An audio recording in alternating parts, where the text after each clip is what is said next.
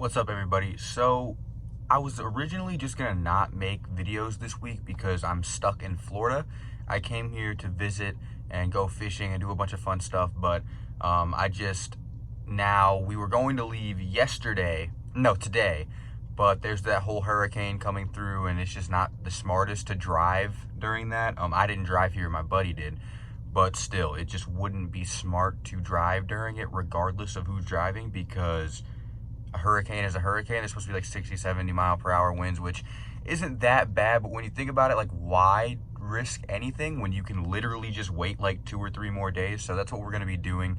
Like I said, I originally wasn't going to make videos on this game, but this game is just too good for me not to go ahead and cover. I really like the matchup between the New Orleans Saints and the Chicago Bears. I feel like it'll be a fun one to watch, one in the trenches, and it's just going to be exciting. So I'm going to cover it. I just might be spotty with my uploads. I'll let you guys know. I'm sorry it's not as fancy and as high quality as it usually is. It's gonna be low for the next few videos, so I hope you guys are okay with that. Like I said, there's not really much I can do about it, but I'm still gonna put videos out because I want to talk about this game. Now, if you guys want to talk about this game more with me, go ahead and join the Flick group chat, which is called Champion Square. It's a place, I know fans can't go to the game, so we might as well just talk about it outside of the Mercedes-Benz Superdome. So go ahead and join it. The link is in the description. You can talk with me and many other Saints fans. It's great. Thank you for almost 150 members in that group chat. That's sick. Keep joining, and we'll keep talking Saints football. So let's go ahead and get into this video. As you know, we're doing the New Orleans Saints versus Chicago Bears matchups to watch. I'm going to warn you guys, if you see me looking over here, it's because I have my laptop here. I have to read these notes somehow. But yeah, let's get into it. The first matchup I have for us to watch in this game is the Nick Foles versus the New Orleans Saints secondary. And this is a big one. I absolutely promise you this will determine who wins this game by a lot. The Saints absolutely cannot win if Chicago has a big game offensively.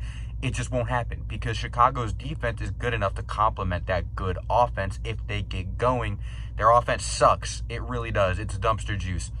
So if they get going, their defense will do a good job at stopping us from scoring points, as they'll be motivated, and that's just not the recipe you want to win this game. You have to make sure that we hold Nick Foles and that offense in check.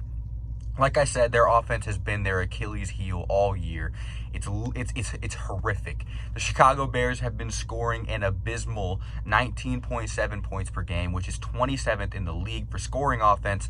They're only averaging 312.8 yards per game on offense, which is 28th in the league. It's bad. Like, their offense is genuine shit juice. I cannot stress that enough, and I'm trying to stress it as much as I can because I need you guys to understand that their offense is shit juice, but it's just hard to put it into words. It's seriously been bad. They just lost to the Rams like 3-20 something, 3-30, whatever the hell it was. It wasn't a pretty game, and that offense is the reason that they lost.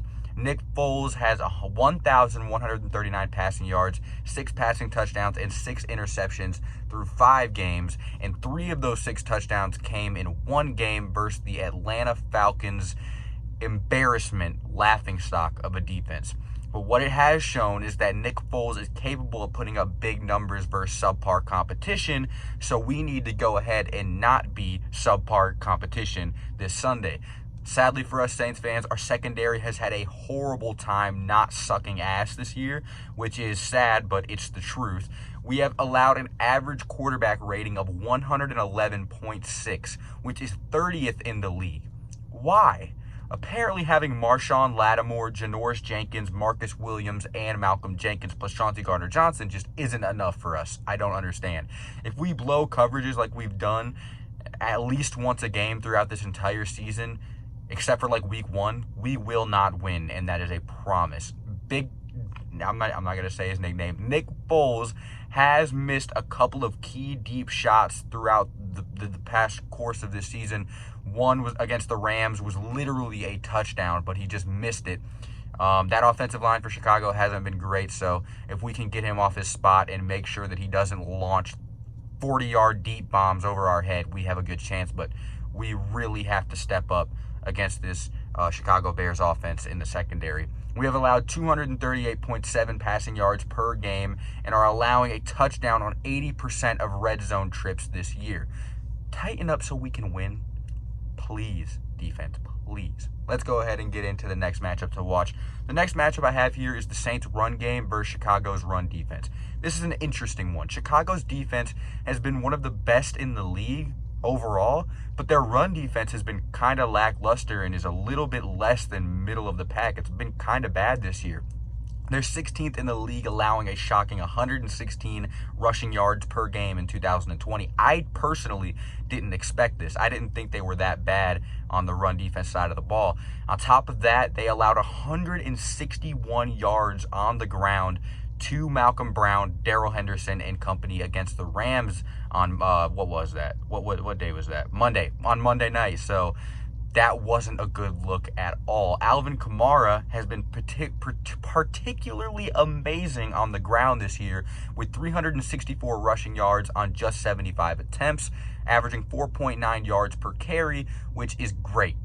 He also has 4 rushing touchdowns. So when the run defense of the Chicago Bears allowed almost 5.5 rushing yards per carry last week, this is definitely something to look at. Alvin Kamara has been our premier back for sure, but we also have his counterpart, who is Latavius Murray. He's been doing well also. Latavius has 265 rushing yards on 63 attempts, averaging 4.2 yards per carry with 2 touchdowns on the ground. He has been a brute and will tear and tire apart and tire out that Chicago Bears run defense if need be, giving Alvin Kamara an alley to do what he does best, which is make people miss.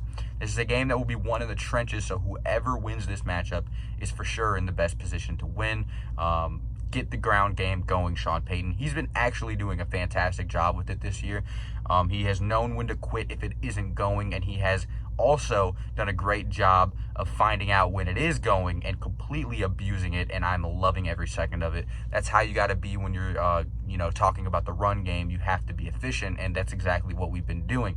Not even to mention how Alvin Kamara has been an absolute monster out of the backfield as far as the receiving option goes. So if need be, the Chicago Bears have a lot of tackling in the backfield to do, and they just haven't been hitting home this year. So get ready for a big game from Alvin and Latavius, because that's definitely something that's written in the stars here. The last matchup I have for us to watch is the Saints offensive line versus the Bears defensive line. And I know I usually have player versus player matchups here, but this game is just one of those that you're not going to be looking at player versus player matchups. It's not going to be about whoever the hell our number 1 wide receiver is, with Michael Thomas not practicing, Marquez Callaway not practicing, and Emmanuel Sanders having COVID. It's kind of like it's a position group kind of thing. These groups are what matters most. And the last one I got is the Saints offensive line versus the Bears defensive line. This one is for real massive. The Bears defensive line has not been great at getting to the QB. And when I say that, you're like, what? That makes no sense. But I'm telling you, the Bears defense is like ours, but flipped. They have a defensive line full of talent that hasn't been performing as it should. They only have 15 sacks, which is tied for 15th in the league, and they're allowing 116 rushing yards per game, which is flat out bad. Their secondary is the cornerstone to this defense, and I'm telling you, it's a flip-flop of how we operate. The defensive line is our cornerstone, and our secondary has been booty butt cheeks. They, like I said, are the exact opposite. Khalil Mack didn't practice on Wednesday because of an ankle injury, but he has had a sack in the last 3 games he's played, at least 1 sack. He's been doing a great job. But his status is up in the air. Robert Quinn, their free agent splash acquisition that was held on a pedestal, has only 1 sack since the season started, and that sack was in week 1. They have to go against the Saints offensive line, which has been awesome this year. They are ranked 4th in the league in pass protection, and they've only allowed 8 sacks, which is tied for the lowest in the league. They are allowing a sack on only 4% of pass plays, which is literally amazing to me, in my opinion. I don't know how you guys feel about it. If the Saints keep up the good offensive line play, which eliminates the Bears' defensive line for the most part and gives Drew Brees ample time to throw the ball and make good decisions, it will be really hard for the Chicago Bears to win this game. And in my opinion, the Saints are favorable in almost every single one of these categories. We just need to tighten up in the secondary. Let me know what you guys think down in the comment section below. What are the biggest matchups you have to watch? And yeah, I'll leave it there. Thank you guys so much for watching, and I'll see you boys in the next one. Adios.